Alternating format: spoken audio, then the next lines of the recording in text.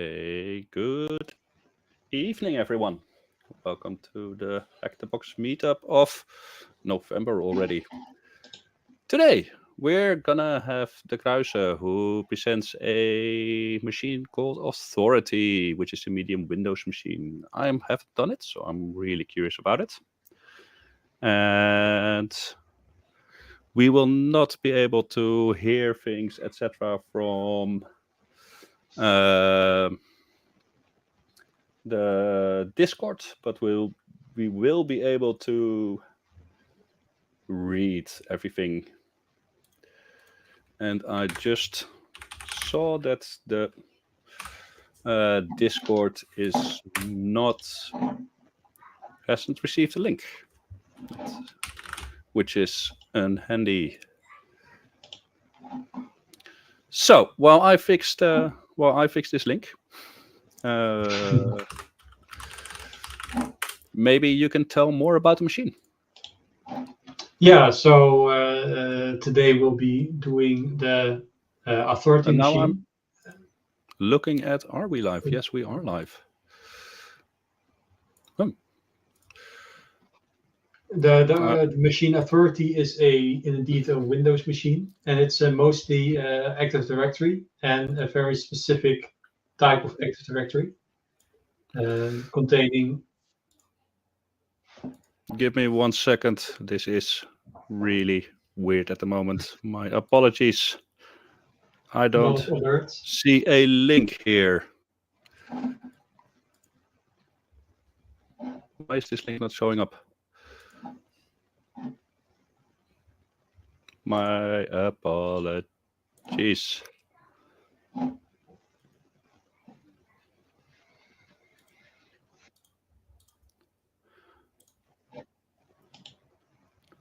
I am really confused at the moment.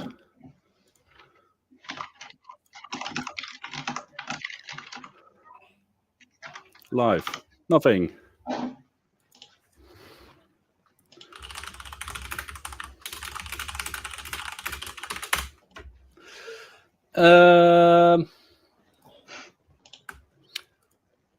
Tra-la-la.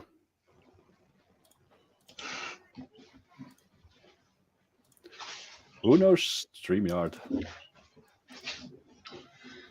And where I can find my links.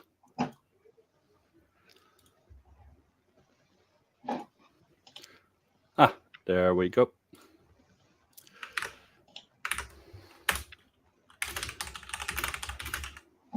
Ah, there it is.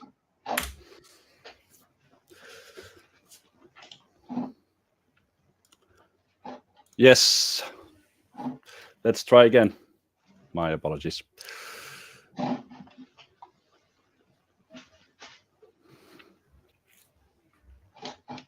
I think everyone is joining in, so let's begin, I think.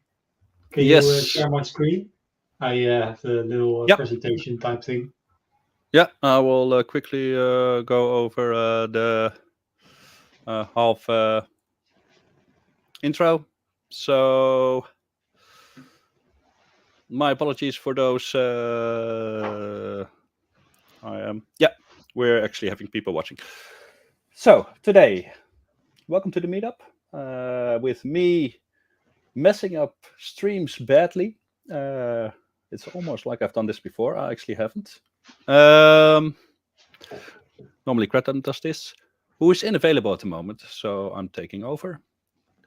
Today, De Kruijse will do a Windows machine called Authority, and I will add his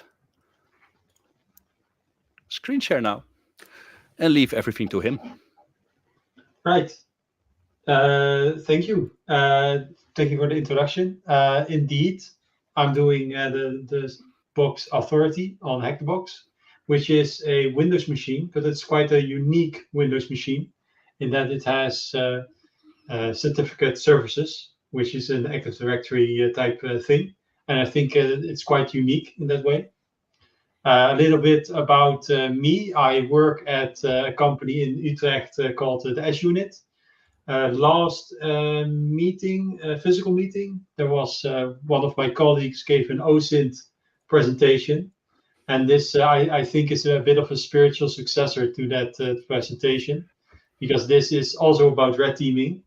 It's just at a later stage. Right. I'm just going through my slides like this. I think it's the easiest this way. This is one of my favorite red teaming type boxes on Hackbox. It's because there is a lot of variety on the topics that are discussed. It has a bit of simulated OSINT, very simulated, not really OSINT, but it's a bit like it.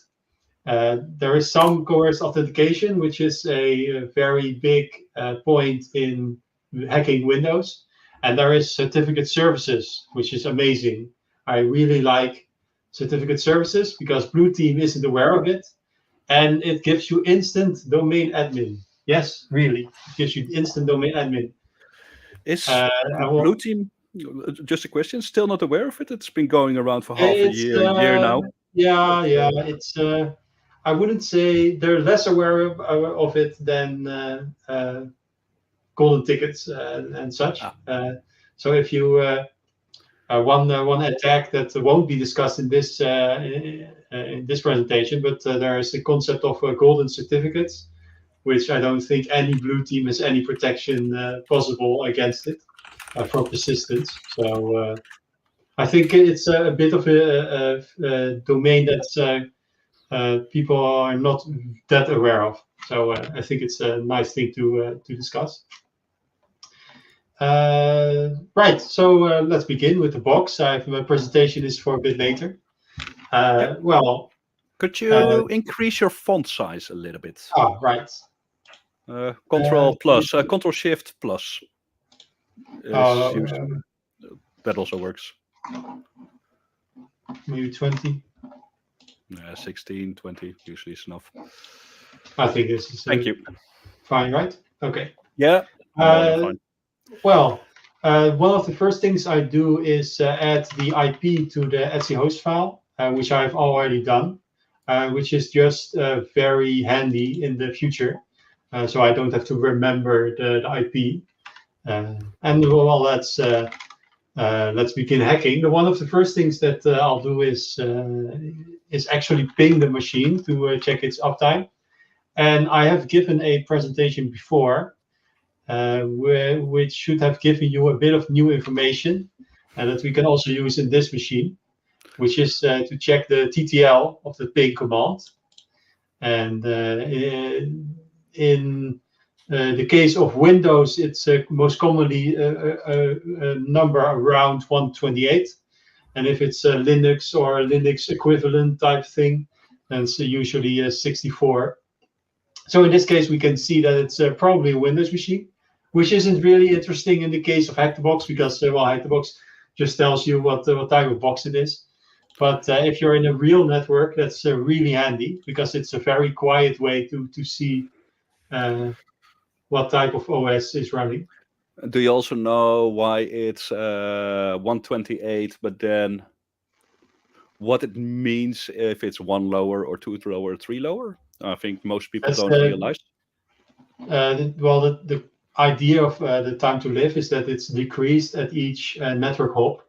So that means that there is one hop between us, so probably a router or something, which is also the way that like Wi-Fi in a hotel can see if you're using a hotspot, or if you are like limited to one device or something.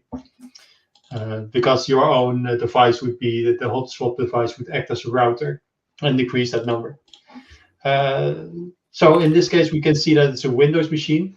We will also run, of course, mmap, which I'll usually run with these default, or what is default to me, these flags, which scans all ports and runs default scripts and enumerates versions for the ports that it finds, of the services that it finds.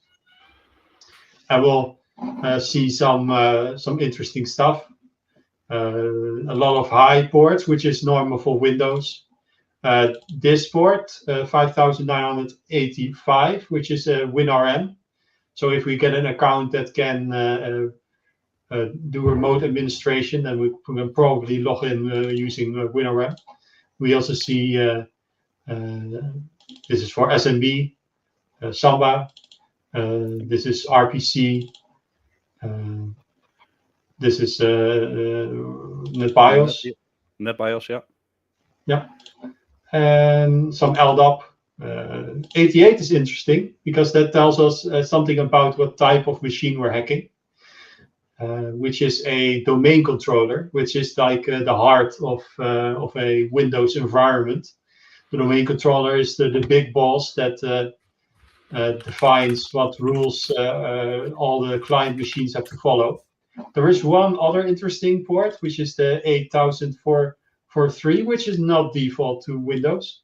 And I also saw port 80, which is also not normal. If I see a domain controller with a website, that's quite unusual. So I would definitely want to check out that website.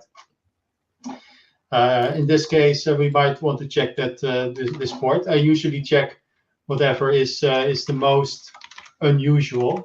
Well, I'm assuming that it is HTTPS because it says 443, but it could just be HTTP. Shouldn't your Nmap script pick that up? Well, it will once it scans it. Once it's done. At this point, because of the verbose output, it's telling me as it finds it. In this case, it's having trouble connecting. Oh, it's not. It didn't add HTTP. No. And it says that it cannot connect. Yeah. And the 8443 is the default. I don't know if other servers use the default as well, but Apache Tomcat HTTPS connector uses that port by default. Yeah, it's usually the first HTTPS port to use if you don't want to use 443. In this case, it seems to actually run a service, which is interesting. Some kind of PWM. Honestly, once I did this box, I had no idea what PWM is, and I still don't. But that's fine. But we can maybe run Searchploit, which checks the database of ExploitDB for the possible vulnerabilities. Which, well, this says HP doesn't seem relevant, so we're just going to assume that it's not something that's vulnerable here. Maybe later we find some CV. But at this point, we have a login page. We can use admin. Oh. Always nice to check.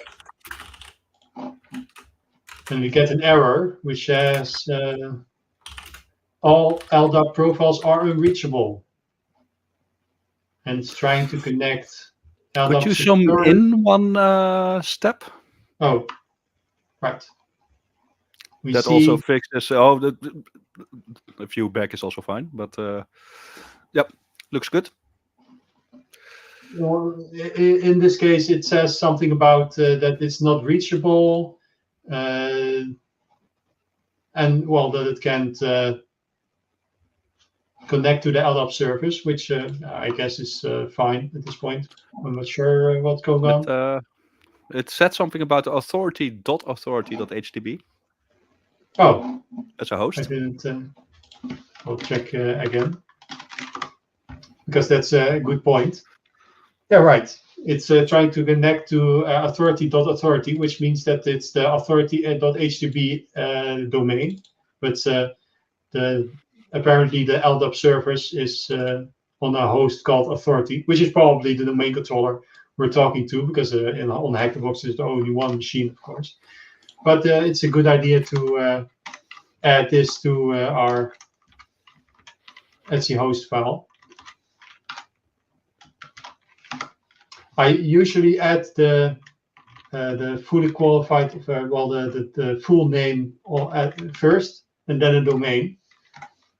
Sometimes I have had problems if I reverse that order, but only sometimes.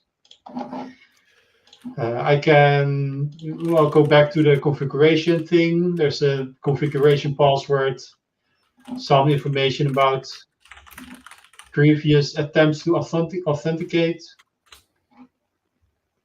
It seems like someone locally is trying to authenticate. I'm not sure. And there's apparently a SVC _ PWM account that's trying to authenticate. So that's interesting. You can keep that in mind. And maybe configuration editor, that's again the same page. So not very interesting. But something to keep in mind. I see that the Nmap has finished, so we can go through the results. We see port 80, which is a Microsoft IIS, and the HTTP header of HTTP title is IIS Windows Server, which seems to be the default, just a random page. We can try to go to that page.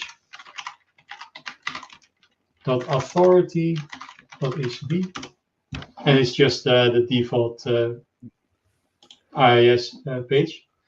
We also have Kerberos, which will be very relevant later, but not for now. And LDAP, which usually isn't very interesting until we get credentials. If we get credentials, then we can contact LDAP and ask for all kinds of information. But as long as we don't have credentials, it's probably not very interesting. Have you seen the UPN or DNS entry?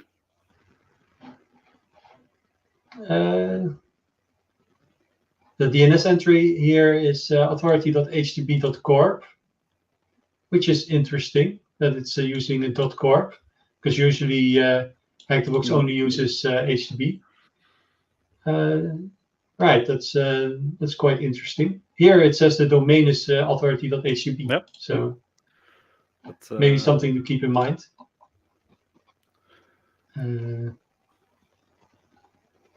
LDAP secure over SSL. Some other LDAP port. And our WinRM that I mentioned earlier. This was the PWM. And that's about it. So the next thing that we can check, and something I'll always check, is SMB, which is sometimes the first type of access that we get to a system. We can use something like CrackWeb exec, or we can use the spiritual successor of CrackWeb exec, which is netexec, which will not be a default installation on Kali. It's something you have to add manually, which is a very easy install, so it's not too difficult.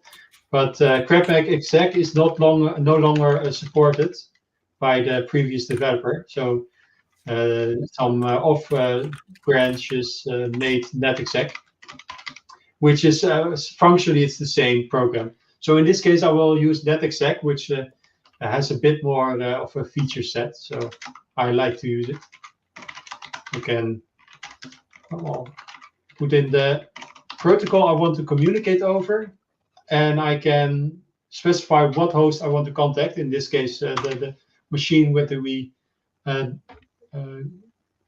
information about. And in this case, we can see that it was able to connect. It gives some information about the system. We can see the name of the system is indeed authority. And the domain is, of course, authority.http. We can see SMB signing is on, which is default on a domain controller, which prevents some anti-LAMP relaying attacks, which aren't really relevant on a single machine, but if you're in a network, that's very relevant. And SMBv1 is false, which is a good thing, because SMBv1 is quite outdated. Now we can try to authenticate to that service. I don't see the chat in the Discord, so if no, there's. I'm keeping an eye on the chat, so just go on. So I'll pass through the questions to me. Something to check by default is a null session, which is just logging in with no username and password provided. And we can see that it actually works to connect. So in this case, I will check if there are any shares available to this null session. And we get access denied, which is unfortunate. So the next best thing is a guest account. Every domain by default has a guest account, which is disabled by default. But in a lot of cases, the guest account gets enabled for some reason, and there is some share that's accessible to everyone, which is the case in this case, because apparently the guest account is enabled. There is no password specified on it. And there are some shares that it can access. In this case, it can read two shares, IPC dollar, which is a Windows default SMB share, which is used to contact named pipes, which we can use to enumerate the domain a bit for now in something called a RIT brute force. And we see a development share. I will handle the IPC dollar share first because we can go through that quite quickly. We can use an extension called RIT-brute, which will communicate with the IPC dollar share and will brute force the individual IDs of users, which are RID values. And we can provide a maximum range if we want to scan, which is, let's say, 20,000. That should be enough. And we can see if there are any accounts or usernames, groups we can get information about. And there's quite a bit that we receive. This is also the time that the SOC spammed by. Yeah, this would be quite loud to a SOC, but in this case it's fine. We can see that there is also an SVC LDAP user, and there's no SVC PWM, which we saw earlier. So that's interesting. That's not in a domain, but in this case we see one interesting user. We see another user with a $sign, which is the machine account. We can see some groups, some default users for the domain controller. One thing that's interesting in this case, what immediately I noticed when I did this machine is the group cert publishers, which implies to me that there is a certificate authority on this machine. Or at least in this case on the domain, which is an interesting attack vector. We will see more about certificate authorities later. But in this case, I'm totally not at home at Windows. Is schema admin also not part of the certificate authority? I'm not sure, but I think schema admins just under cert publishers. Schema admins isn't. Okay, it's not. Schema okay. Admins is default. I think key admins might be. Okay. But I would have to check that. Just curious. In this case, we can maybe also use the users, which will use the same method of getting usernames. But it doesn't work. Okay. Well. We can use an attack called SRAP roasting, which is an attack to exploit usernames with a specific flag, in which case we can brute force a ticket renting ticket. It's a sidetrack that we could use. I can promise you that no account in this list will be vulnerable to SRAP roasting, but it's an interesting topic you can look up at home, how to do that attack. There are different boxes on Hackbox that are vulnerable to this exploit. But another interesting thing to check is that different share that we saw. If we do shares again,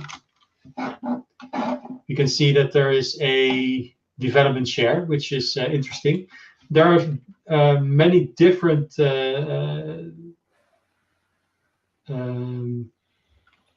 SMB tools you can use to contact that share. In this case, we can use, let's use InPacket, SMB client. You can do guest at authority. Well, what is it? No, I think it's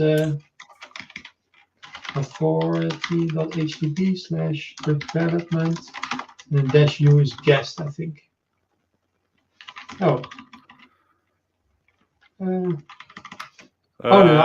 I'm mixing, I think it's guest at. But, yeah, I think I'm mixing SMB client and yep.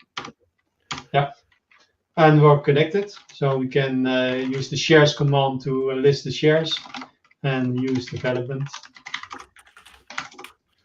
And we see a directory that we have read and write on, but we only have read on the share if I go back. So even though it says here that we have read write, or everyone has read write, we will only be able to read the share.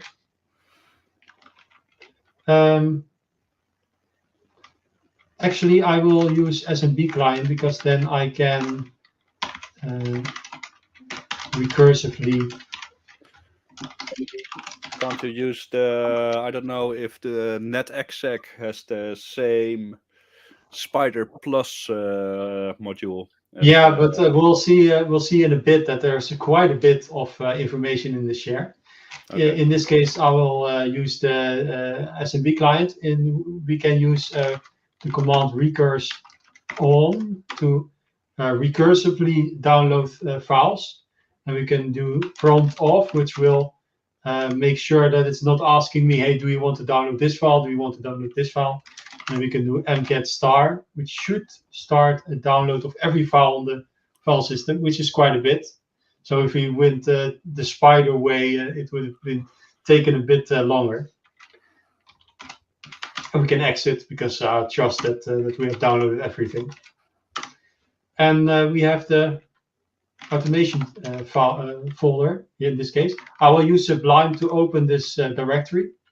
I don't think it's default in Kali, but you can do any text editor in this case.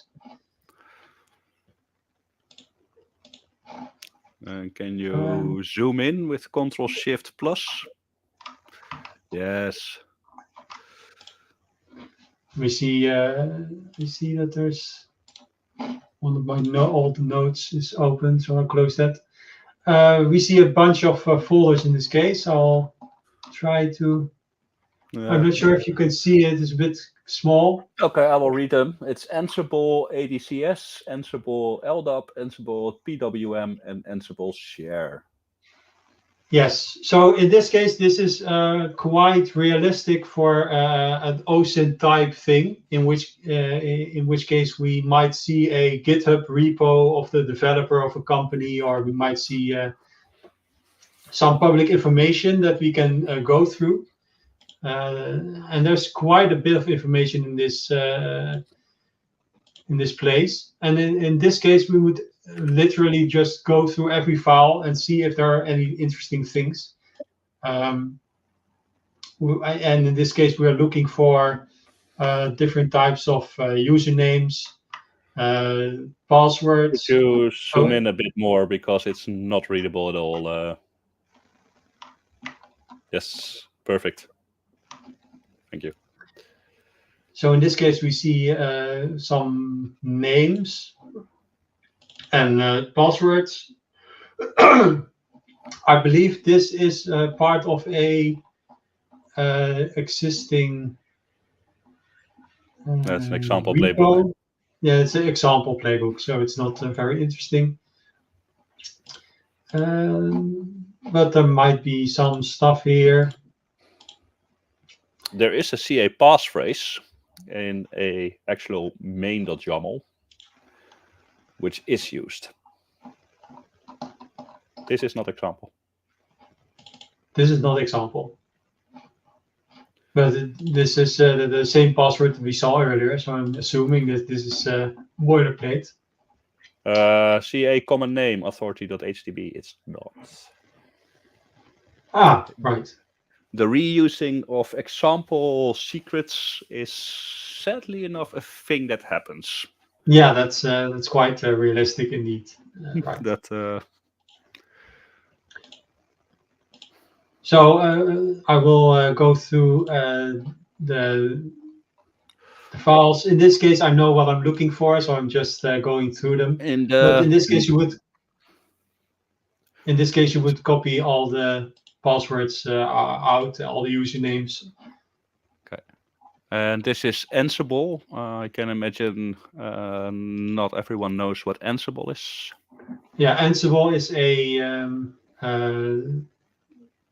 method to define environments in configuration files and then run them through Ansible to set up environments conforming some configuration that you have defined. Yeah. It's mostly used for automating the installation of new machines. So you spin up a new VM, you say Ansible playbook run, and then it just executes everything for a certain configuration. So you have a new LDAP or you have a new whatever it is. But it's a way to automate provisioning of your machines. It's used quite a lot. So one thing that we saw earlier is a PWM, which is a file of a directory in this SMB share. And there is a main.yaml file, which has Ansible vaults, which are quite interesting because it's related to PWM, which was the website that we saw earlier. And Ansible vault is something that we can crack using John the Ripper. So immediately I'm interested in admin login and admin password, of course. And we also see LDAP admin password, but we'll begin with the PWM credentials. I will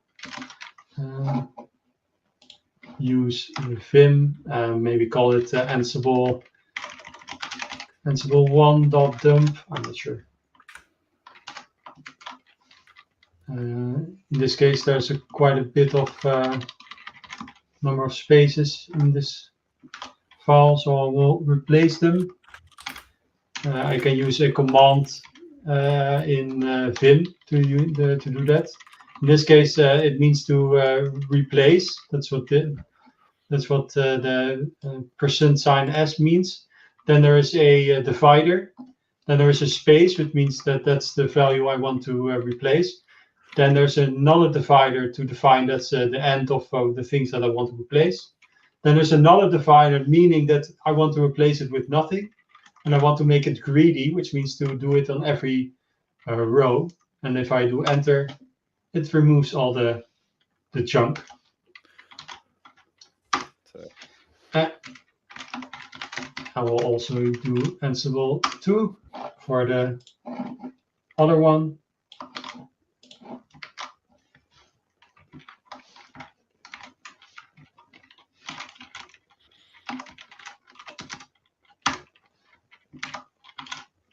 In Vim, WQ means to write to the file and quit. And if we check, we can see that the Ansible vault is created. In this case, there is a tool in Kali that means Ansible to John, which takes the vault file and reformats it in a format that John the Ripper, the cracking software, can understand. In this case, we just pass it the file. I'll start with 1, and that, as we see, creates the hash to crack the vault file. We can dump that to hash.out or something. And I will also do the same For the other file, I'll add another what is this called? The caret to append it to the file. And I'll see if the hashes are in there. Yes. And I will try to crack it. Because we used Ansible to John, John will automatically be able to understand what type of hash it is. And we can use a share word list where you can use RockU. That would be fine. And that will crack. Maybe take a moment. We can drink our coffee maybe. And and RockU is any crackable password on Hack-the-Box is in RockU. Yeah, that's a rule to follow in the beat. If it's not cracking, then that's a Hack-the-Box thing. It's after a certain number of boxes, you start recognizing it. They never use any crackable passwords that you're meant to crack. That's not in RockU. Right. But, so in this case, it did crack. Now there is something you could get confused about. When we crack this vault, it doesn't provide us the password of the value that's in the vault itself. We're given the password to open the vault to see what's inside. We can open the vault with a tool called, oh, it's not installed. You don't have Ansible, okay. I don't have Ansible. I thought that was default to Kali. Nope. Oh, I see that's a very easy install. So it shouldn't be a problem. In this case, I will change pip to pipx, which means that we'll make an independent environment to install Ansible in, which makes sure that there's no dependency problems. And we can do another sip of our coffee if we have it. Yeah, after all this time, it's started to get cold. That's a problem.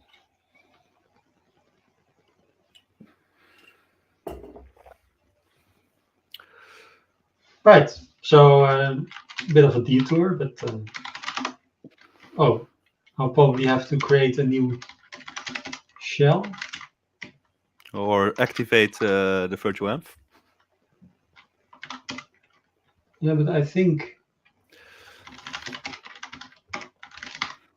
Oh.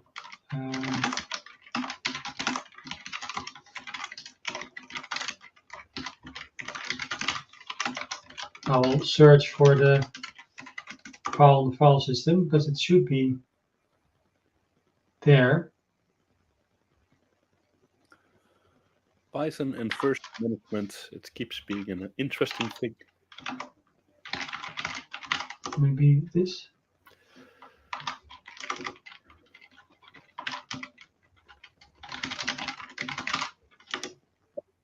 No, I do have to pip install.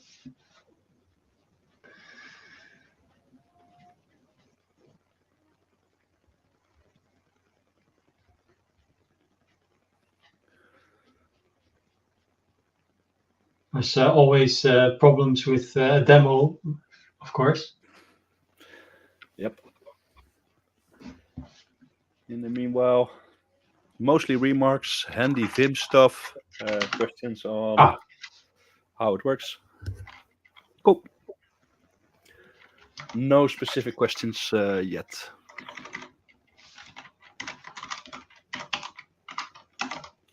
I think this should be the correct formatting. And this was the password, it seems, for both the Ansible dumps.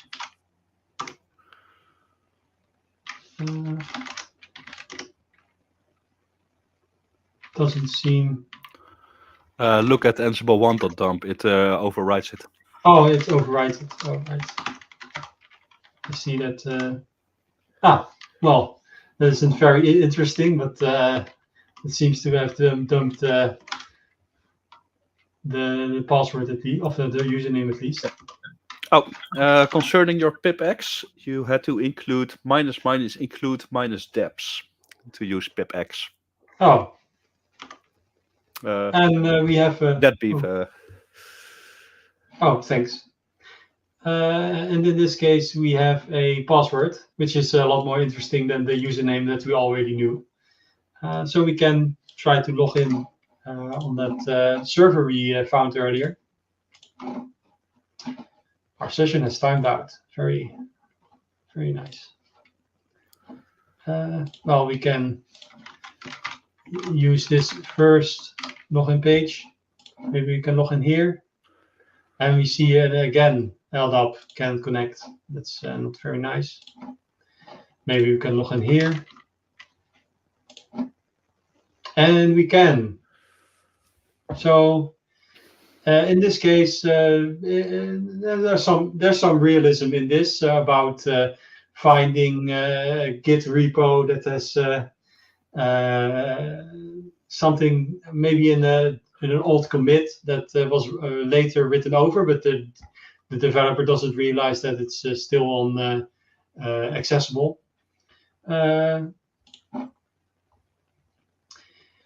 PWM is currently in configuration mode. Can you read this? Yep. Perfect. Use the configuration manager to restrict the configuration to prevent unauthorized changes. Now, well, that's a nice hint about unauthorized changes. Unable to connect to LDAP server default. So it's trying to connect to this LDAP secure, LDAP over TLS, but it's not able to connect. And that seems to be what this page is trying to tell me about the help information. Well, we can restrict configuration, but that's the last thing we want to do when we're hackers.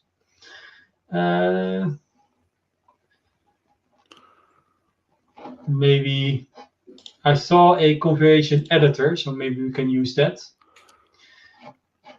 And here we come to one of the topics that I discussed in the presentation type thing. It's about coerced authentication, which means to make the server that we're trying to hack authenticate to us so we can view what they're trying to authenticate with. In some cases, we can coerce with a known exploit called petit potem, which won't be used in this presentation. Other types of authentication coercion can be used if you're having if you have a remote file inclusion. You can point to an SMB share, and then the server will be coerced into authenticating to the SMB share. In this case, there was the fact that LDAP couldn't connect is quite a hint that this software is trying to connect to an LDAP server, which if we can change the configuration, we can probably change what server it's trying to connect to. So we'll have to see if we can change enable to connect to the server. Okay, very nice. We can see LDAP URLs in the configuration here. In this case, it's trying to connect to the LDAP S authority.authority.htb 636. But there's nothing stopping us from editing this value. And to have a listener ready on our server, on our own Kali machine, we'll use a tool called Responder, which will run with sudo. And I'll define to make, I can show the connection with HackTheBox is over a ton0 if you're connecting to the OpenVPN. And we see a IP here. We can connect to, we can make Responder listen on this HackTheBox tunnel port, and Responder will answer any request that comes in, and it will show us what information it's given by the party that's trying to authenticate.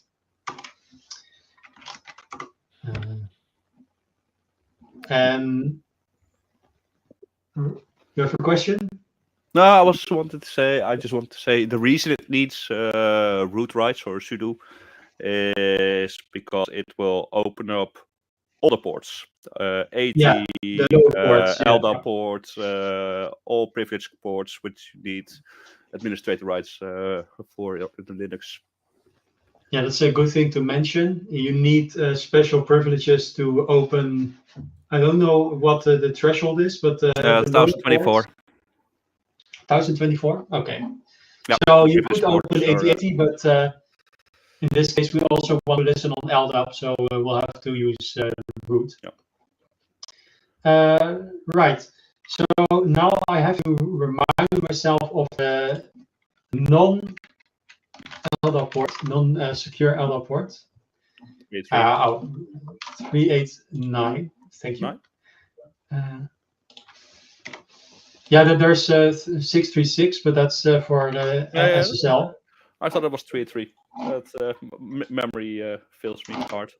I will just change this to our own server, which means that, well, earlier when we tried to log in, it tried to connect to this LDAP thing. So if we change the value, it will try to connect to us.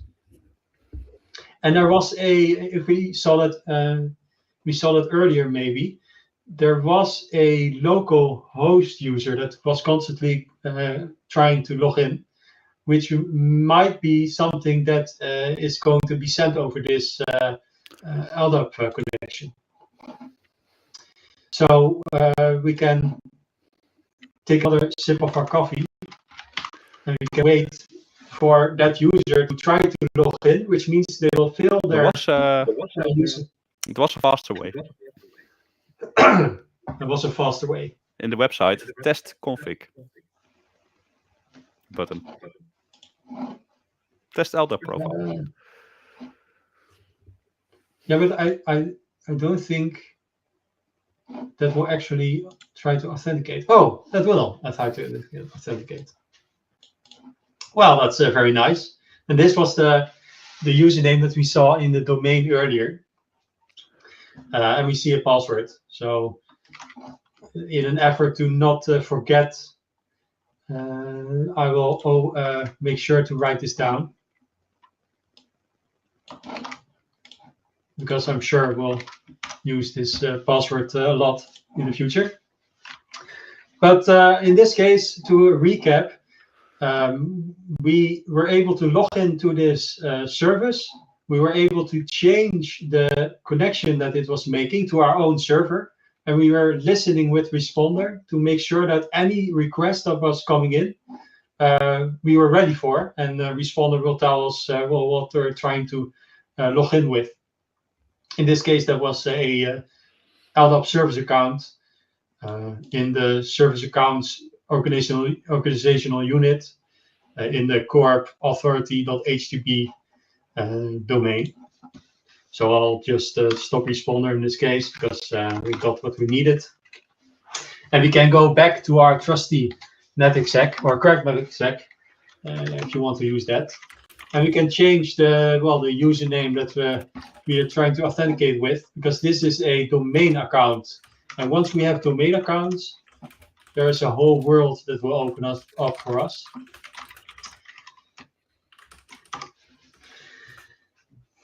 And we can see that the login actually works. So we got new credentials, working credentials.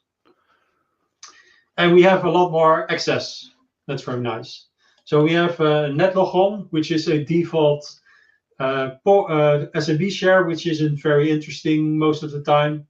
We have a sysvol, which will contain a lot of stuff, but at least it will also contain the group policies. So any client machine will retrieve the rules it needs to follow from the sysvol share. But we also have the development share, which we already looked at. So in terms of SMB shares, we're not really, in my opinion, also have the department shares. Department shares, that's right. So that's interesting. So we can use that. I almost forgot about it. We can use SMB client. InPacket is a tool to connect all types of Windows protocols. And we can see that we can also log in with these credentials. We can do shares. I will copy the name. And we see a bunch of stuff. I can go through all of these shares, but I can tell you that there's really nothing in here. You'll have to trust me on this. IT.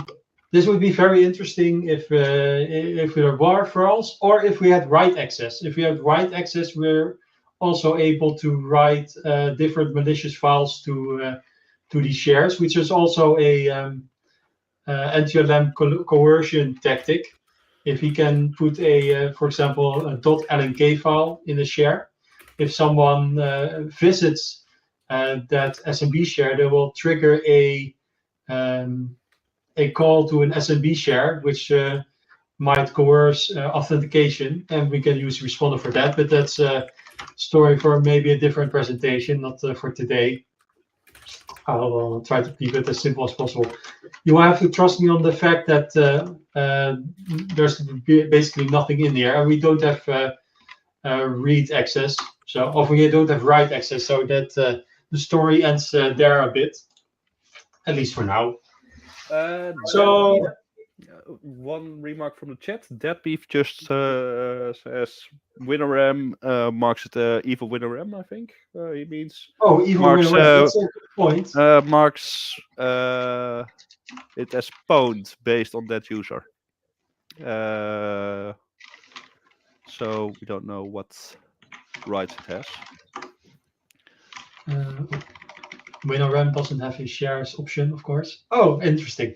So when it says pwned, that has a different meaning on different protocols. If it says pwned, because it didn't say pwned on SMB. If it says pwned on SMB, you are in good luck, because that means you're a local administrator on the, or at least you have read and write access to the admin dollar share, which means you have basically full access to the machine. But in this case, it didn't say pwned in for SMB, which means we are not local administrator. If it says pwned for WinRM, that means that we can remotely administrate the service, which means that we're in a, or at least the service LDAP user is in a remote management group in the Active Directory. Which means that we can actually log into this service. Yes. I have to remind myself about the flags that we need to use. Minus U. Yeah, I think it's yeah. authority, not HTTP. Minus U. Okay, it should be quite easy. LDAP. Minus P. The same as the netexec. Yeah. And we can actually log in. So at least the netexec didn't lie to us. Oh, I pressed the wrong button. So Windows will check all directories for a file called SE, and it won't find anything. So there's nothing here. This is probably the path to the user flag. So we got user at least. So that's nice. If you're following along, you can submit that. But in this case, we won't get very much farther just in this share. In this case, we might run something called WinPiece. I can go to GitHub. WinPiece is basically an executable that will show us a bunch of information about the system that we're on. Maybe we have interesting permissions. Maybe there are interesting files on the server. In this case, there's not really much. Oh, there's PWM One jar, Java file. a shadowed jar file, so all dependencies are included. Normally, it's a lot of jar files. It's just jar shadowing. Okay. It's a Well, Java thing. It's all I want. So if we hadn't hacked PWM before, because I think PWM, I would assume, if I'm seeing this box for the first time, I would assume that PWM was just for the user path. But maybe you would transfer this file over, you would look through it, maybe for some credentials in there. This is probably just a publicly accessible open source Java app. So there's not really interesting stuff in here. Oh, CD PWM. There's a configuration file, maybe interesting. Oh, oh. It is an open source password self-service application for LDAP directories. Oh, I just posted the GitHub in chat. Well, you could, if this was custom software, you might look at the .jar file because it might have passwords. Maybe it does something interesting that's useful for our hacking. There's a backup directory which I would normally check out. There's backup files. So maybe there were old versions of passwords in here. I will skip. I will save you time by saying that it's not a path. There are also a .NET pub, because if we remember from earlier, there was a website on port 80, which might be interesting. Maybe we can write to this file. That would be something I would check. Maybe I can put a .aspx file in this directory and then access it on the web server. In this case, that's not the path on this box. So again, I will save you time. And we see the development share. We see it on the file system. So in this case, there really isn't much to glean from the host itself with the access we have. The search directory, that would trigger be really hard. Oh, the search, yeah, of course. Oh, that's search. So that's interesting. We see an l.x s.bfx. So I have to admit that I'm not sure what this is for, because a PFX file is very interesting for us. Because a PFX file. 12? Sorry, go on. Yeah.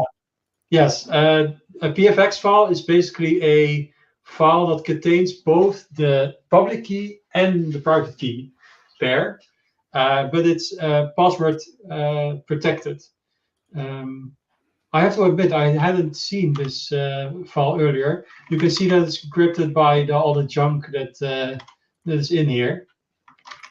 This is something that normally I would check, but I must have skipped this point. So I'm assuming that there is some software that you can use to crack the password on this file. Maybe extract the private key, do some good stuff with that. In this case, I will save that, give you that as homework to maybe check out if that's possible. But I will do a different path. I will go back to netexec. And I will go enumerate LDAP. One of the advantages of netexec or crackmap.exec is that you can just change the protocol you want to communicate. So if I want to check WinRM, I provide WinRM. If I want to check LDAP, I will provide LDAP. So it's really easy to work with. One of the advantages of netexec over crackmap.exec is that netexec has a .bloodhound flag. We can also specify a IP. Which means the DNS server, which in a Active Directory environment is also the DNS server. The DNS is the domain controller, and I will specify the collection group, which is all. Bloodhound is a tool to extract basically all the interesting stuff, almost all the interesting stuff from the LDAP. And LDAP is a protocol to communicate with the directory services, which is basically the database of the domain controller. So that stores all of the usernames, all the groups, all the permissions, all the unique attributes that might be defined in the domain controller. And in this case, I'm telling it I want to collect basically all the information out of it. And we'll just run that. And if we're lucky, we will be able to get a .zip file from there. Are there any questions? No, but I had to mute and turn off my camera because my daughter was all of a sudden standing behind me. But no questions so far. But, okay.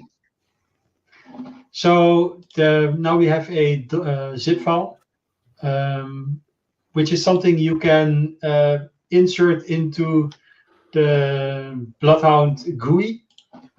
Which might be, no, it's not the default installation, which is fine.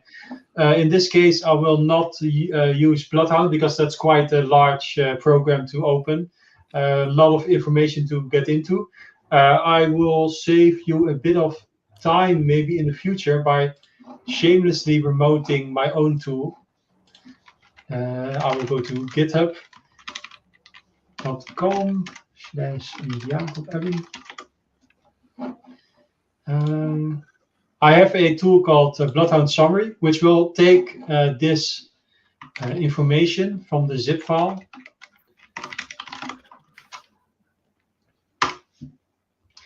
and I can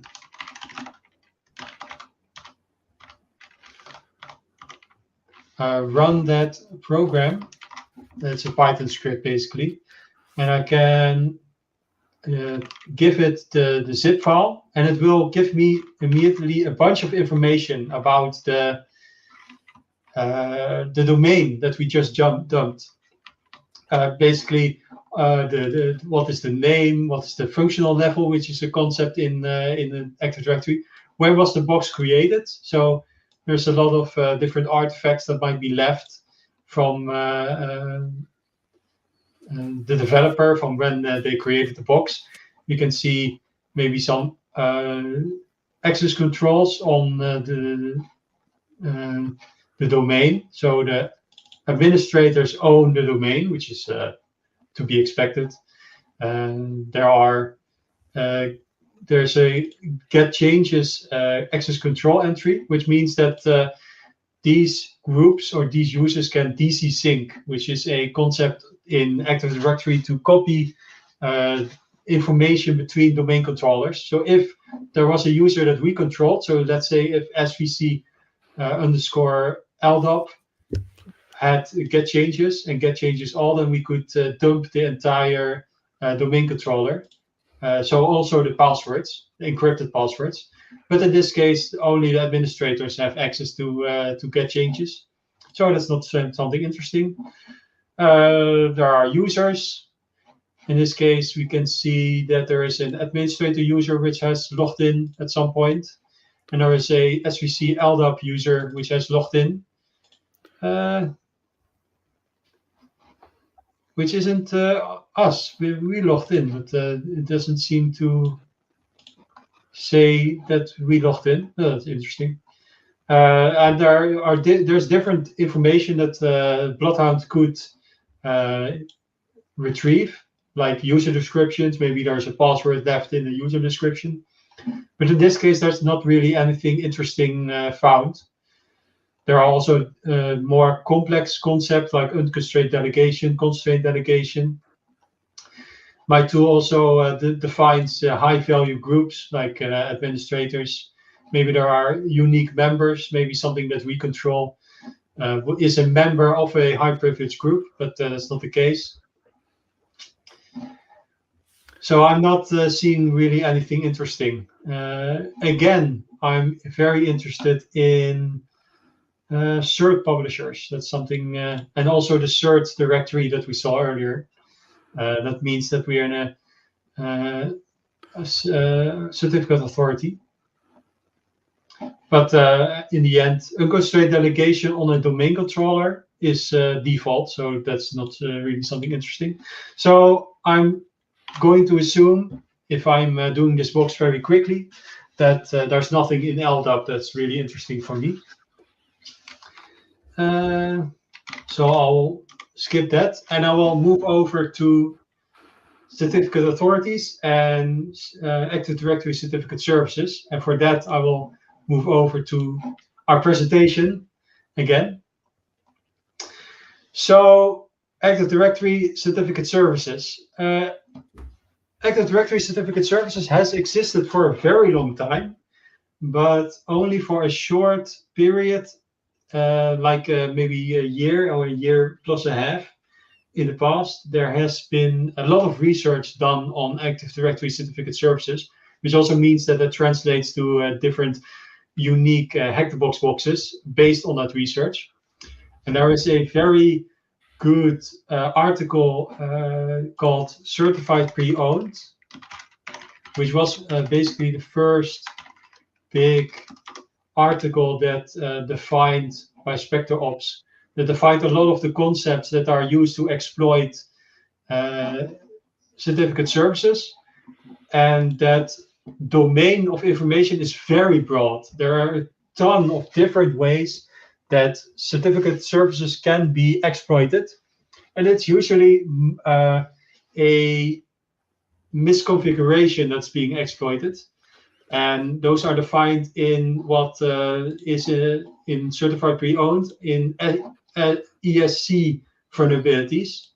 So there are different vulnerabilities. They all have their unique ESC, which means to escalate, and then a number, which means the first scenario to escalate, second scenario to escalate, and there are a total of 11, I believe. Maybe there have been some recently that I'm not aware of, but there are 11 different scenarios in which a certificate service can be misconfigured to achieve domain admin. And there are also different techniques for persistence. So you might have heard of golden tickets, but there is also a concept of golden certificates, which are nearly impossible for a domain to get rid of. That is very hard to get rid of if you're a defender. In this case, we don't have enough time for all of these topics. There is also shadow credentials. So in this case, we will only handle the concept of ESC1, which is the vulnerability in this box. I'll spoil for you now. I will discuss a bit about the different protocols that are used for Active Directory certificate services, which are a concept of PKInit, which means public key initial authentication, I think, and SChannel, which I'll mention a bit more about later. So here are the links. Maybe I can share the presentation later so you can follow the links, but you can also just Google the certified pre-owned. It's already, Debbie also linked it in chat. Oh, very nice. So that's a long read, but it's very interesting. And if you want to be a red teamer, it's very good to go through. And even if you are blue team, because these are really the most recent attack vectors that red teamers are using. I'm shocked that this paper is from 21. I thought it was last year that it really that's stepped up. Well, that was the article that really triggered the research that followed afterward. But there's been some development in the recent years. Yeah. I think there's even a Metasploit module that can do some of the attacks, so then you know that it's seeped through the InfoSec world. So Active Directory certificate services, what is it used for? Well, basically for everything that needs encryption, everything that needs at least asymmetric encryption. So we're talking websites that have HTTPS, that have a certificate to prove that they are who they say they are. Maybe you have developers in your company that are publishing executables, and they want to prove that well, we really are the developers who made this software. Maybe you have disk encryption in your organization that will have a certificate stored on your protected. What is it? The hardware. Trusted TPM. platform module. Yeah, TPM. Yeah, TPM. Module. And email, of course, to prove this email came from a trusted source. And very interesting, domain authentication. We can actually use certificates to authenticate to the domain. That's really the core concept of abusing certificate services. There's another one that's really funny if you come across a cloud environment. All machines get issued certificates as well for authenticating. AWS does it as well, but machine-to-machine authentication within cloud environments. Service-to-service authentication. Have a look at it. It's funny. It would be interesting because there's a concept of EKUs, extended key usages, which define what a key can, or what a certificate can be used for. Yeah. I'd be interested in what the EKU is for. Client authentication. It's just no. Well, yep. When I say domain authentication, I basically mean client authentication. That's okay. Yeah, no, it's but machine-to-machine authentication uses the same principle. Okay. That so you can actually own a complete IaaS or SaaS when you're talking service-to-service with authentication. And all the microservice fun, more and more services automatically authenticate with mutual TLS. Okay. So it's a side step, but really powerful for yeah. So maybe there's someone in the audience that works for the government. They might have a Rijkspas. That's basically a certificate on a key card. Basically, that I think that has a chip with a certificate on there to authenticate to a Kerberos server, which is basically the scenario that we're going to abuse in this case. And well, we can actually look through a certificate. We can use a website. I hope this is needs to be with APS. More information. I hope, is it visible? Yes. Okay, I can zoom in here. This is basically a certificate. So this is the public key component of the private key and public key pair. The public key is attached to a certificate. The certificate defines who is the person the public key belongs to, who is the issuer, so the person that is proving this certificate is legit, for how long is it valid. And there's a concept, very important concept for our case, it's a subject alt name. That's basically, it defines what the alternative names, because there is the common name, so the normal name, but there are also alternative names. So let's say that we have a certificate used for client authentication, and here we have a common name of SVC LDAP, and maybe we have a subject alt name of administrator. Well, wouldn't that be interesting? So we'll keep that for later as a possibility. We also have public key info, different fingerprints, and we have the key usages, which is in this case digital signatures, key encipherment, and we have extended key usages. Key usages are basically usable by every platform. Extended are actually extensions to the default defined key usages. The extended key usages are the most interesting. In this case, this is quite interesting. This has server authentication, which is the one that is needed. But this one also has client authentication.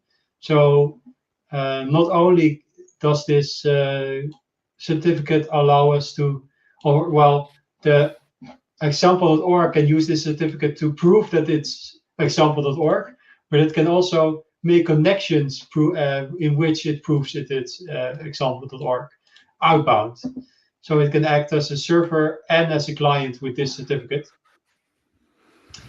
Now you might think, well, can't we just download this certificate and use it to cliently authenticate to some server as example.org? That's not as easy as that, because in this case, example.org is only giving us the public key component. And if we want to act as example.org, we would also need the private key component, which is also an important concept to keep in mind. And that's basically, well, the most interesting parts. There are different information that you can check out, but the most important parts are the extended key usages, also called EKUs, and subject alternative names. And we will go back to our presentation. So basically what you have to remember, also if you want to learn more about public key encryption and the public key infrastructure, there was a presentation that was placed in the Discord from Tess, I believe. Yes. That might be an interesting read if you don't know the concept of PKI yet. It's not really important knowledge for this case.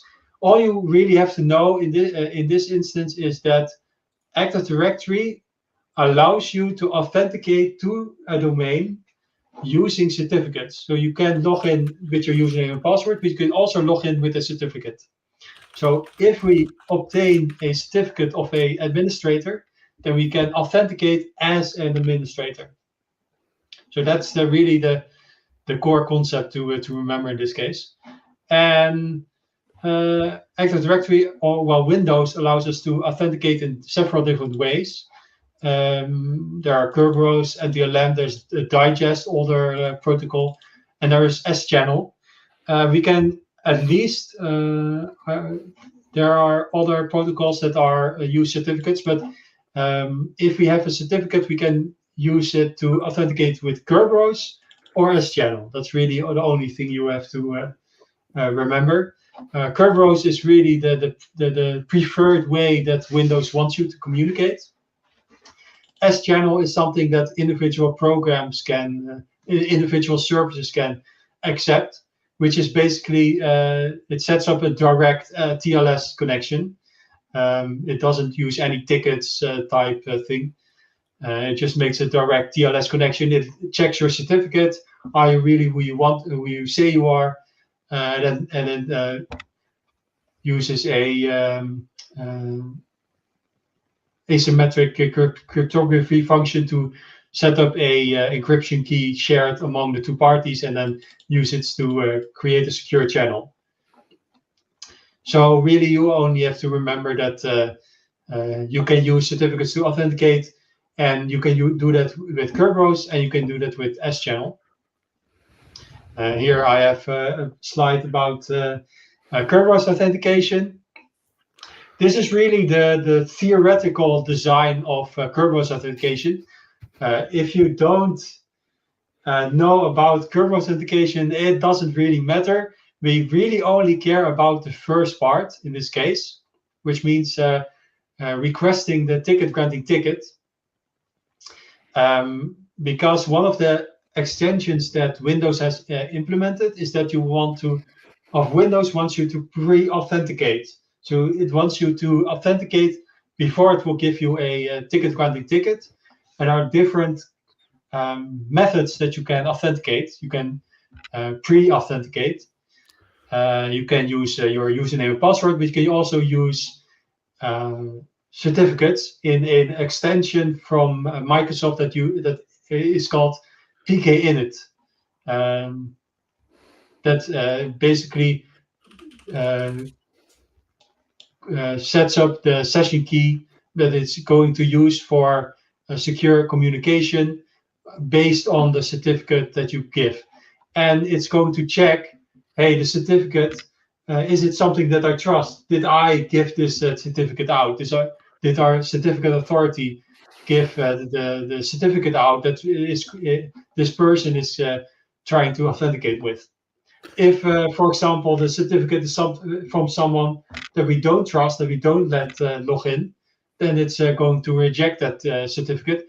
But if the certificate is generated by the trusted certificate authority, then it's going to, believe that we are who we say we are in either the common name or the subject alternative name. And then we come to ESC1 As a side note maybe as a side note on Kerberos, the original Kerberos, which was not a Microsoft thing, MIT. yeah, MIT, was already complex, a good setup. Right. Nobody understands the Microsoft Kerberos, and that's why Microsoft authentication is inherently broken, because Microsoft stopped understanding it. They took Kerberos, which was already hard, and they went completely overboard with extensions. Everybody is lost, including Microsoft. So it's by definition so don't worry if you don't understand it. Nobody does. The only thing you have to understand is that you can log in to a domain with Kerberos, and that you can use certificates when you log in with Kerberos. Yep. That's there are, like you said, there are a ton of different extensions. There are different. There's something called unconstrained delegation, constrained delegation, resource-based constrained delegation. It's all unnecessary complexity for the presentation today. Or in life. Or in life. Maybe if you want to be a red teamer, that's something to check out. But otherwise, so let's recap. We found out that there's probably a certificate authority talking on this server. So let's talk back. We can use a tool called Certify. I think this is not the default tool in Kali, so you will have to install it on your own. We can give a IP, and we can use the find command. If I can remember I will just cut Etsy. Oh, it's actually an apt package in Kali, so you can just apt install certify minus ID. And but I believe that will be an older version, so it might not function the same way that. August 10. Okay, I'll also link the GitHub repo if you want to install it yourself. So in this case, we can say, okay, we want to connect to this certificate authority, and we will provide our credentials. You won't be able to read out the certificate authority by default. You will need credentials. But as long as you have credentials, you can read out the information from the certificate authority. And there will be a lot of information, but I will go through it in individual pieces. So if you run this command, so the certify find command with the credentials, and you specify, of course, the domain controller you want to read out of, you will get different files. You can use the .json if you want to automate some stuff. In this case, the txt file is good enough. And we will get a bunch of information. Like if you can see, this is 36, which means there are 36 items in this certificate authority. To understand what you're looking at, I will first have to explain how a certificate authority works, because a certificate authority works by letting users request certificates. So you could say, hey, I want a certificate. And the certificate authority will say, okay, here's your certificate. But you can, of course, only get very specific types of certificates. You can't request a certificate from an administrator, or well, at least you shouldn't be able to. So the certificate authority defines certificate templates, and it says, okay, you can request this type of certificate, or you can request this type of certificate, and only these users can get these types of certificates. So when we ran this command, the certify find command, we basically asked the certificate authority, hey, give me information about you and give me all the certificate templates that might be useful for me. So in this case, we get a CA name, which will be very important later. So I will make sure to copy that to our notes. And we get a DNS name. So the certificate authority is apparently called authority.authority.hcb. We get serial number. There's rep enrollment. So it's not very nice to for the normal user to request certificates through these tools. So sometimes organizations have the web interface in which you can request certificates based on the certificate template. In this case, that is disabled. There's enforced encryption on requests, basically a default security measure. And there are different roles. This is another, I think this is ESC 7. If you have, for example, manage CA rights, so if there is a user that you control in this list, then you can do some funky stuff with the certificate templates to make them vulnerable, where earlier they might not have been. But in this case, it's just the enterprise admins, domain admins. So that's not relevant for this case. And here we see the first certificate template. So this says, okay, there is a certificate template, authority LDAP S, which falls under the certificate authority. The template is enabled, so users are actually able to request certificates. I think client authentication, I think this means that you need to log in, but this doesn't mean that you can use the certificate for client authentication, because that needs to be defined in extended key usages. Any purpose is interesting. That's another ESC. If any purpose is on, that causes a big problem, because that means you can request it as a client authentication, but in this case, that is false. And this is a very important one. Enrollee supplies subject, and that is false. This is key to the exploit that we want to exploit today. Enrollee supplies subject basically means that the person that is requesting the certificate can define the subject alternative names in the certificate that is being requested. So if this is on, then we can basically say, okay, we want to have a certificate template, or we want to have a certificate. We want to have it for my user, SVC_LDAP, but we want it to be also have the certificate alternative name of administrator, which basically means we can use it to authenticate as administrator. So this is very risky. But that's not the only thing that needs to be vulnerable. We also need to have the extended key usages of client authentication. So, for example, in this case, the certificate template allows client authentication. So we are very happy because we can use it to log into the domain, but we cannot define the certificate of the subject alternative name. So we can't specify, okay, we want to have a certificate of the administrator. So in this case, this one is probably not vulnerable to ESC1. Well, I can say this one is not vulnerable to ESC1. This might be vulnerable to something else, but that's out of the scope of this presentation. And there's a long list of certificates.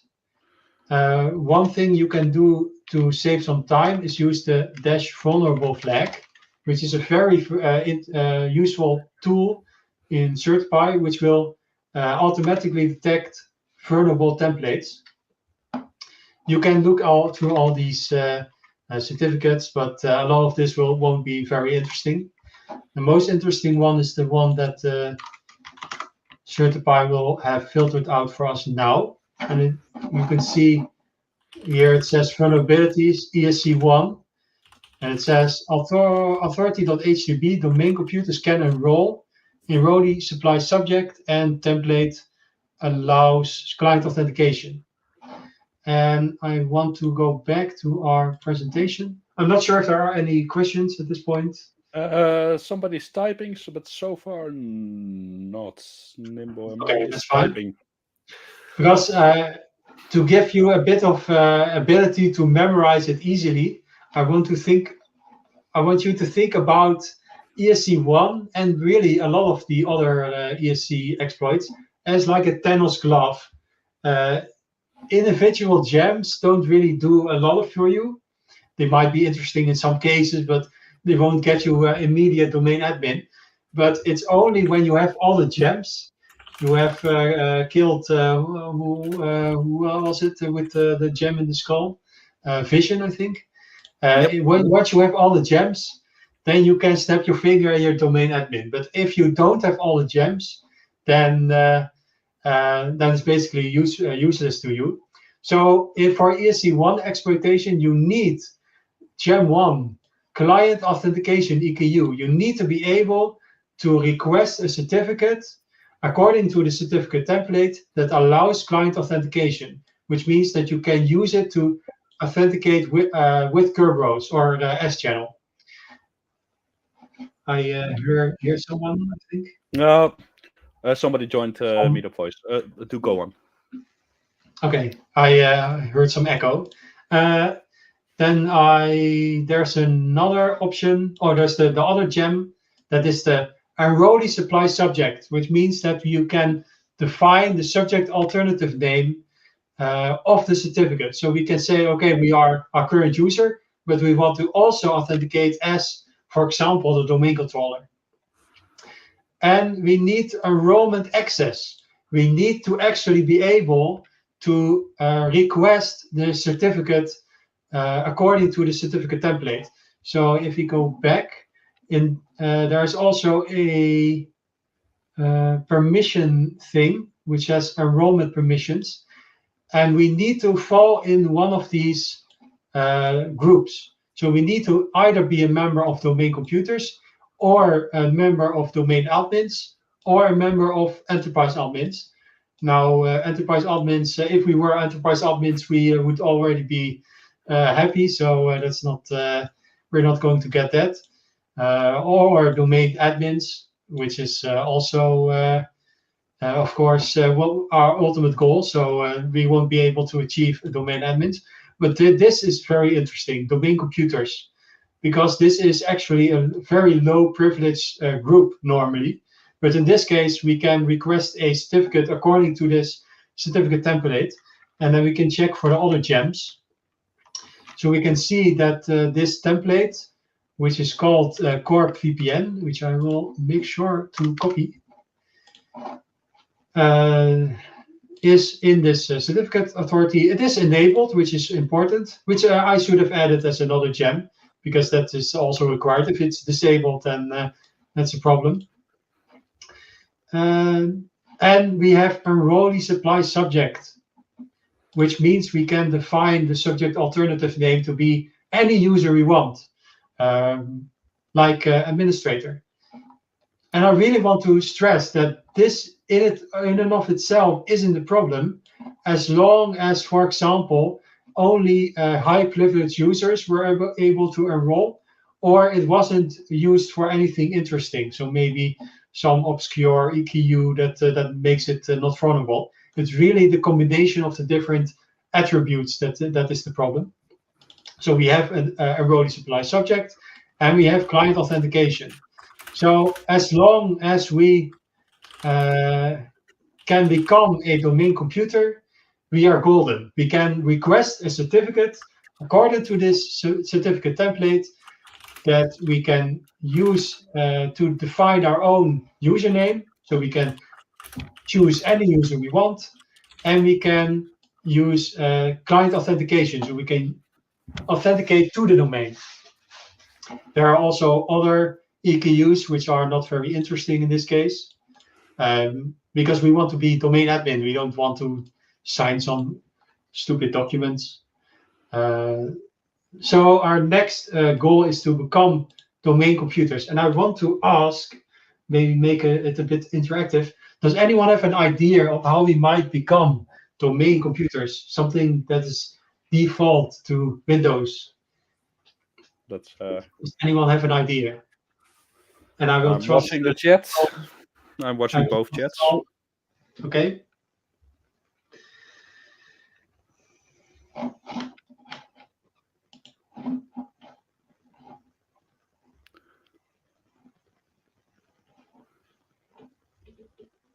No idea. He has no idea. Okay. Well. Domain group join, wasn't it? Of domain join, standard for workstations. Yes. So we could just ask the domain controller to put us in the domain computers group, but that's not going to happen because we don't have rights to this group. So we will use something that is default to a Active Directory domain, which is something that I really don't like that Windows does, which we will have to go back to netexec for. And I will have to look at the help because I forgot the actual flag that we need to use.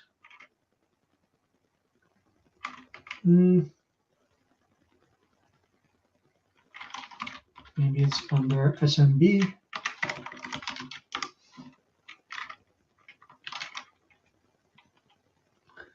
It's not a password policy.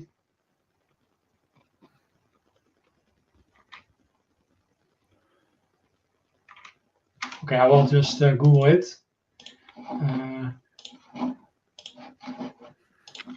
Wat wil er niet Google? SE machine account quota. Basically in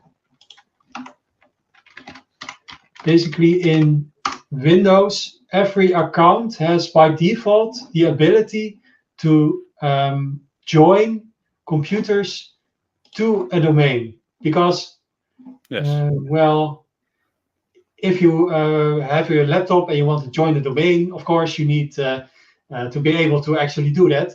And every account has the ability to join up to 10 computers to the domain. And I'm really sad that I cannot find the actual flag because it would be nice to actually. Oh, right, that's it. MAC, machine account quota. Oh, not supported for SMB, maybe it's for LDAP. Yeah, so in this case, we can read out the LDAP and we can see that every user account is able to enroll 10 computers into the domain, which means that, well, when you join a computer to the domain, that means that there is a computer account that gets created for that particular computer, which basically means we can create 10 accounts, machine accounts on the domain. And the way that we can abuse this is with a tool called inpacket add computer. So something that I would advise any company to do is to change this to 0 if this is not necessary, because I don't believe joining a domain manually is really done that often. You usually get a computer that is already joined to the domain. And in this case, we will need to provide some login information. So we will say, okay, I am I am this user, and I want to create a computer because I want to join a computer to this domain. And with that account, we can enroll in that certificate template, and then we can abuse it in a way that I mentioned earlier. I think authority.htp should be fine. Computer name. You can choose like an interesting name, like hacker $. This will totally not be caught by the blue team, of course. And we can specify a password. Let's call it password 123 exclamation point. That makes it safe. But it's very safe. yes. With some luck, we can run this command, and well, immediately we get the feedback that it has worked. So we can check if this account actually works. So anchor $. The $, specifies that it is a machine account. We can use our extremely secure password. Highly recommended. And we can see that it works. We see if we give the wrong password, it gives login failure. But now we created an account, and this account is a computer because we told the domain controller, hey, I'm this user. I want to join this computer to the domain. So now we have all the gems. If we go back to our certificate template, we have the rights according to the domain according to the certificate authority to create a certificate.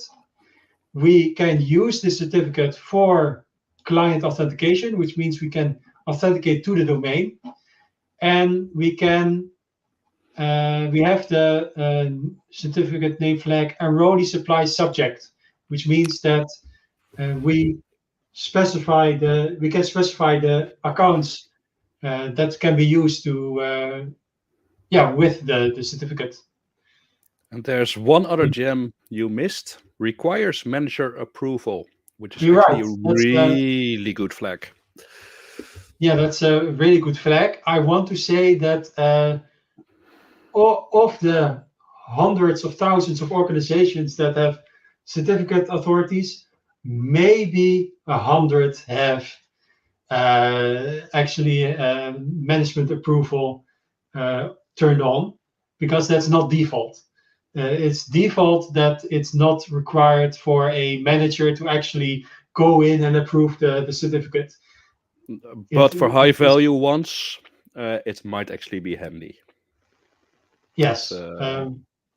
For high value ones, I would definitely recommend, yes, requires manager approval. Definitely recommend it. What is often the case is that an organization might have installed a certificate authority for an entirely different reason. They might have developers that need to sign their code, and they don't realize that they're actually created a backdoor into the domain. So it never comes up in their mind that they might need to turn on manager approval, because they never think to assume that it's even possible for a user to request a certificate. But in this case, we have all the gems if we want to use that nomenclature. So we can request the certificate, which we can also use certificate for, certify for. And we can, specify our credentials. We use the credentials we just made by joining a computer to the domain, because that is the domain computers are the ones that are allowed to request that type of certificate. And we will need to specify the certificate authority that we want to communicate with. In this case, that was this computer. We need to specify a target, which is the actual IP, or I think you need to specify a domain name. And we need to specify, well, what template do we want the certificate to conform to, which was the Corp VPN. UPN is these are the alternative names that we can authenticate with. In this case, we can. Is that under UPN and not under SAN? I don't know. I'm surprised. Within TLS, it's a SAN. It's a user principal name. User principal name is the username at then the domain. So it's authority.htp, which basically means we will request the certificate with the user hacker $, and in the subject alternative names, we will have administrator. We can also, I can show that, we can also do the -DNS, which we will be able to specify a computer to authenticate with. So we can also authenticate as the domain controller itself. We can, because computers also use client authentication, so we can use -UPN if we want to authenticate as an administrator, or any account really, and we can use -DNS to authenticate as a computer. And that's also what I mentioned with the cloud environments, where mutual TLS is used for service authentication, machine authentication. Machine accounts are powerful. Specify the IP, which is this one. And if we are lucky and I didn't mistype anything, we should be able to request a certificate. One thing I can guarantee is it will fail the first time. So I will press enter and it will fail. Do you want to save the private key? The requested certificate template is not supported by the CA. That's your error. Maybe because you have a DNS in it. Maybe because you're requesting a machine account. This is very interesting.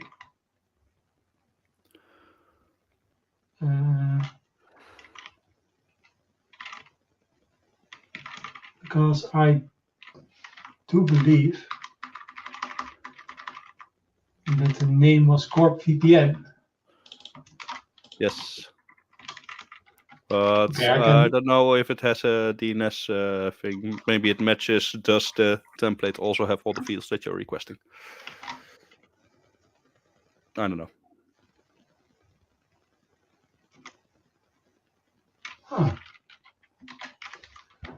This is not something that I expected.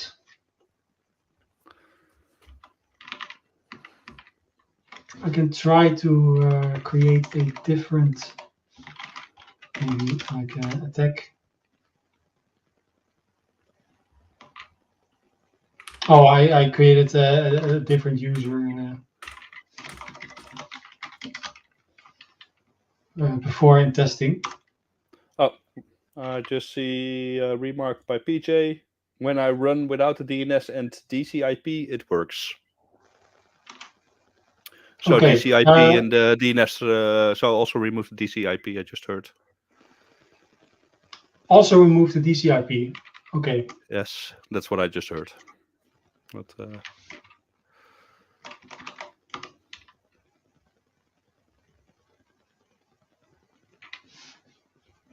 well, let's hope.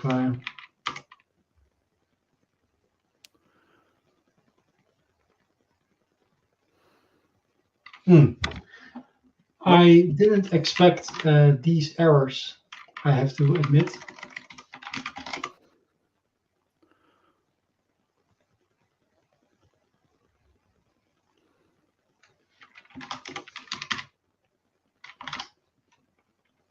Maybe if I specify a non-existent.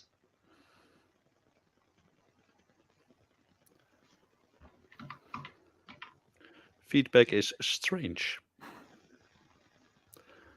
Is the authority CA with a dash or with an underscore?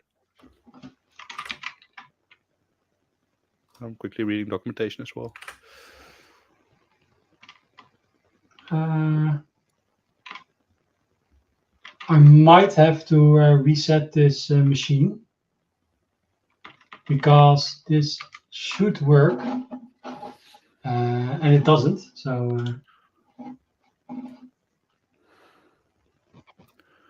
I'll just reset the machine. Check. In the meanwhile, what I'm seeing in the documentation is request minus username is user at zoveel the domain name. So it's user at authority.htb minus password minus CA minus target minus template. That's what the an example says here. Yeah, I'm in the process of resetting the box.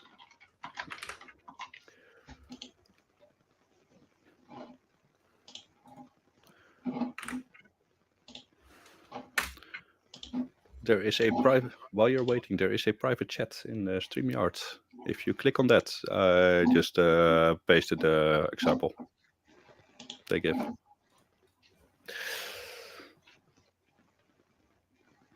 Yeah, because I did use the same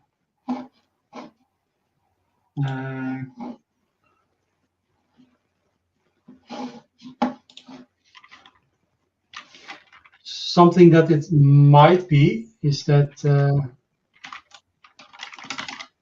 something called NTP date. The date time might not be synced.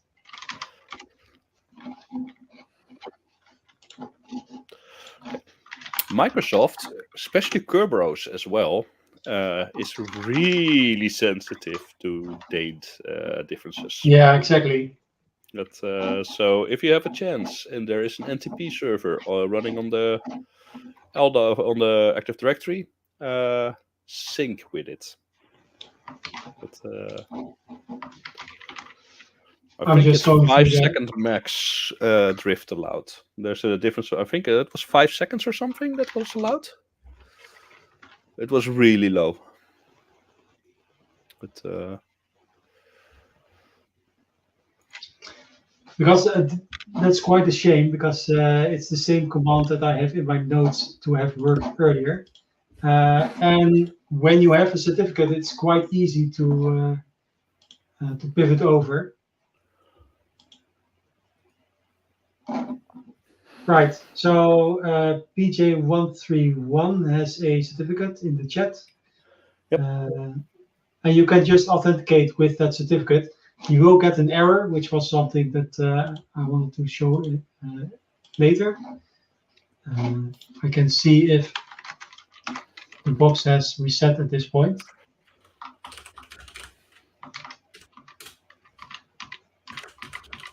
I will have to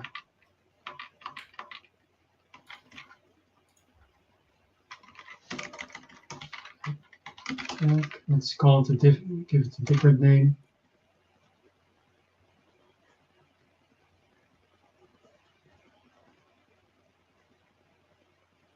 I think the machine is off now. Okay. And it might have changed IP. Yeah.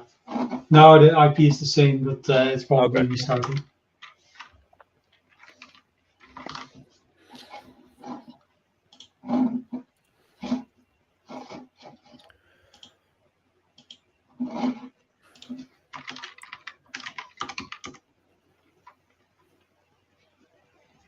Oh, he used Certify AD. Yeah, I don't believe that should really have an effect, but No. I can. Probably. That was an August release.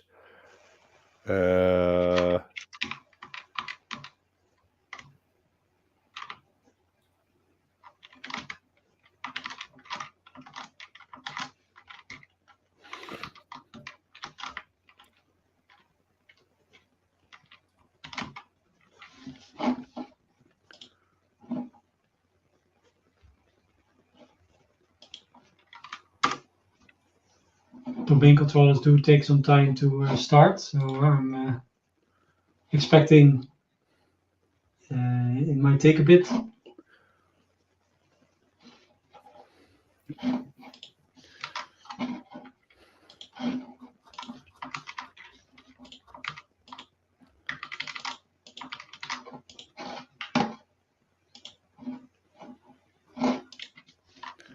While we're waiting, so you will get a PFX file or with your certificates, or you get another certificate file. How would you use it? Which tools support giving a certificate as for authentication? So the nice thing about certificate exploitation is that you can use certify for the entire chain. So you can use certify auth, so certify space auth, and then dash PFX with the PFX file. And then you can authenticate with that. In this case, that will give an error saying something like PA data not accepted. And that will give you a TGT, a ticket granting ticket? In a normal case, that should give you a ticket granting ticket, not in this box, because in this box, PKInit is disabled. So you have to use S-channel. S-channel sounds very difficult, but it's actually really simple. You just specify dash TCP and dash LDAP shell, which makes a direct connection with LDAP, where you can perform actions as administrator. It's comparable. It's a secure tunnel comparable with SSH is something, but not SSH. But, is that correct? I believe that my thing crashed. Okay. But, demo gods, not enough goats sacrificed. The error for TGT was KDC has no support for PA data PA data type. TDC error PA data type no support. So in this case, you would I can type in the chat. You would certify auth.pfx and administrator.pfx and DCIP, which is whatever the IP is, and LDAP shell, I think. I will have to check.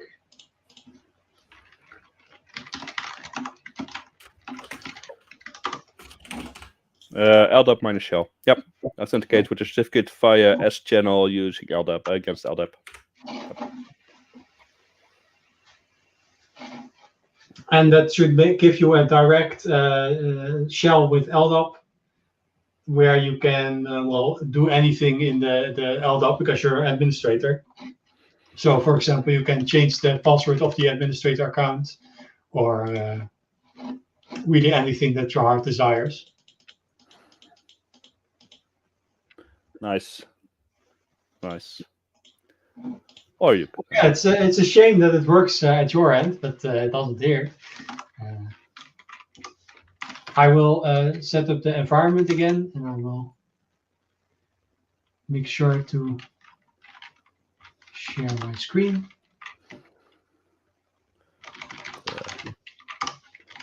But yeah, this one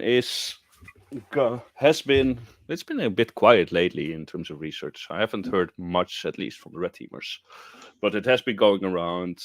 I think early this year, late last year, everybody was talking about this. But,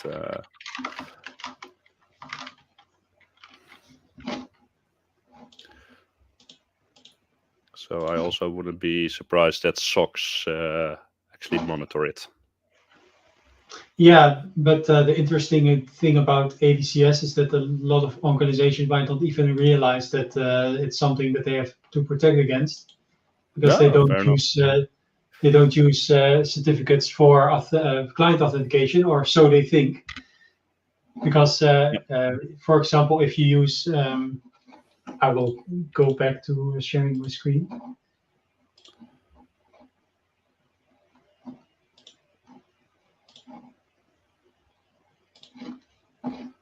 Right here. To stage. Yep.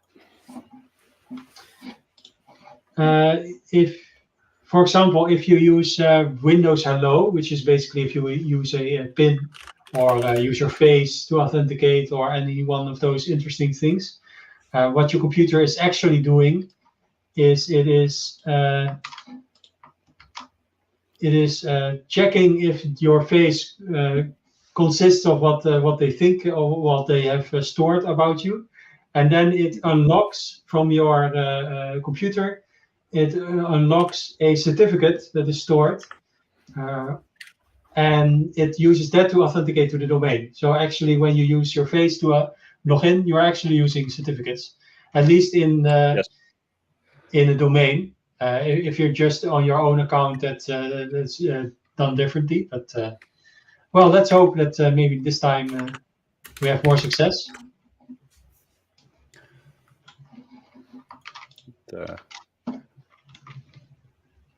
We'll check if my command is correct. I will just remove DNS.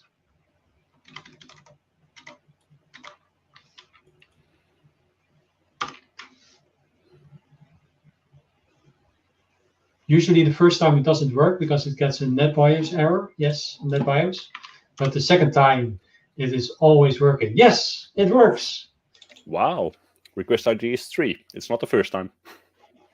Yes, so in this case, well, I'm not sure what happened. Maybe someone else got a hold of the machine that I was using and did some devious stuff, but it works now, so that's fine.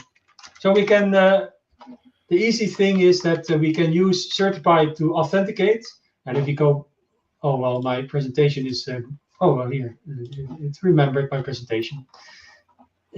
We can use certify to use Kerberos with the certificate as the pre-authentication method to request a ticket granting ticket.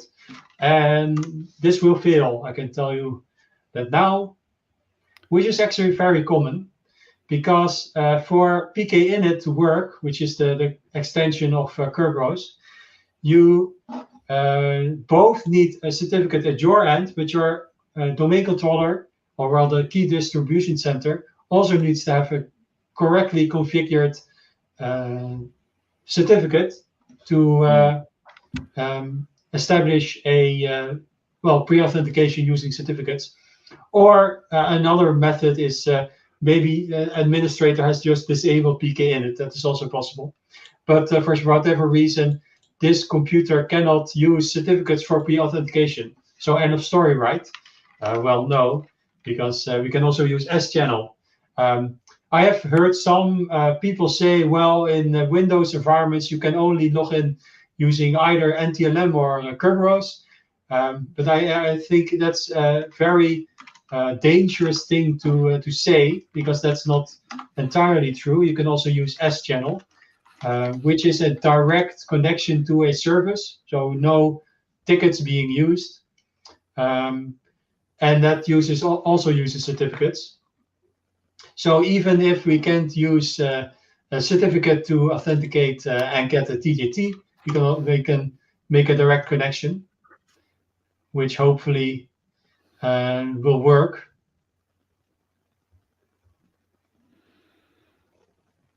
Six three. Yep. And we can help to get commands. This uses LDAP shell, which is I believe, a component from Impacket, which gives us basically a whole list of different things we can use. We can add a user, we can get a new user. We can add the user to a group. So that's very interesting. We can also disable accounts, maybe change the password of an administrator. We can basically do anything because now we are logged in as the administrator. So we can, well, let's add a user. We can use... and the always fun dump. Yes, also dump. Basically, if you can think about something you can do in LDAP, you can probably do it in this tool. We can add user. We can do hack the box is awesome, and it generates a nice password for us. Then we can do add user to group, which should be the HB is awesome.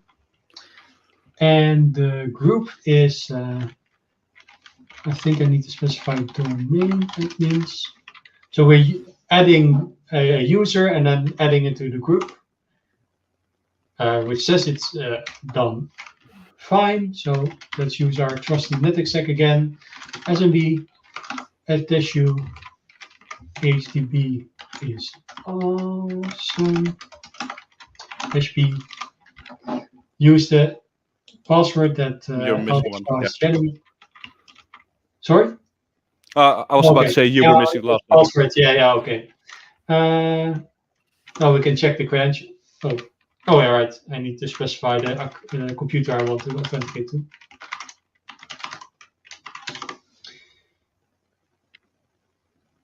And we can see SMB and we see pwned, which if we remember from earlier in the presentation, I discussed that if you see pwned with the SMB, that means that we have access to the admin dollar share. If we wait a minute, admin dollar share, which basically means we can,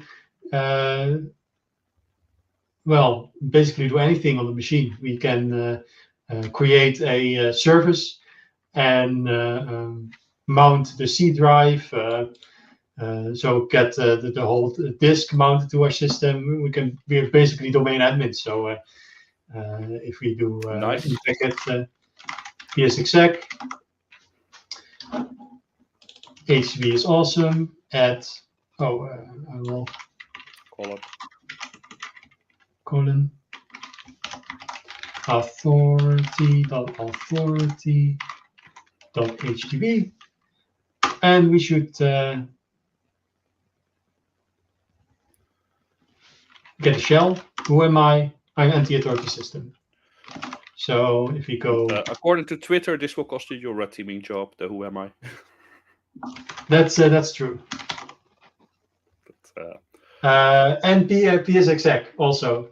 When you're really red teaming, you're usually using a C2 framework, which is a command and control system, where you are not putting anything on disk, which is something that antivirus would detect.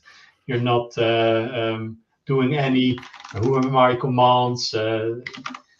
That's all the stuff that you would do on the Hack the Box. So we can do administrator desktop. And we can see there's a root.txt, which I will let the viewers at home open. So that's the box. I hope you've learned something about the certificate authorities. I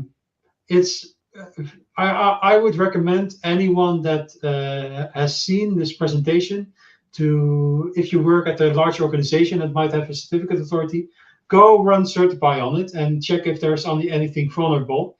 I would bet that there is someone in the audience that works at a company that has some vulnerabilities. Because, as I said, certificate authorities, they exist for maybe 15 years in an organization. They build up all kinds of certificate templates. You only need one that is vulnerable. There's a whole list. You can go into the certified P-owned, write up, white paper, to see what might go wrong in those kind of environments. Really nice. So, thank you for participating. Thank you for giving this presentation. And certificates are really fun. That would wrap up the stream. We can join Discord for if there's any more questions, etc.